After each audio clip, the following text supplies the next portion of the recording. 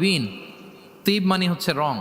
রাসূল সাল্লাল্লাহু আলাইহি ওয়াসাল্লাম সবাই মিলে, তখন জাহিলি যুগে একটা কালচার ছিল, বালতি ভর্তি রঙের ভেতরে হাত ঢুকিয়ে দিত, দিয়ে এই রং সমেত হাতটা তারা পাথরের মধ্যে লাগাতো, সবার হাত ওইখানে দিত, মানে আমরা হাতে হাত রেখে কমিটেড, আমরা ঐক্যবদ্ধ হলাম। সেখান থেকে হয়েছে হালাফুল মুত্তাইবিন থেকে হালাফুল ফুদুল।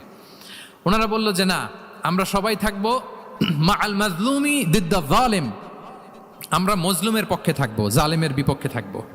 এবং যেই প্রতিজ্ঞা ওই কাজ, সবাই মিলে আস ইবনে ওয়াইলকে ধরলো, তার কাছ থেকে টাকা আদায় করে ওই ইয়ামানি ব্যবসায়ীর কাছে পৌঁছে দিয়ে তিনি মাজলুমকে সহায়তা করেছেন।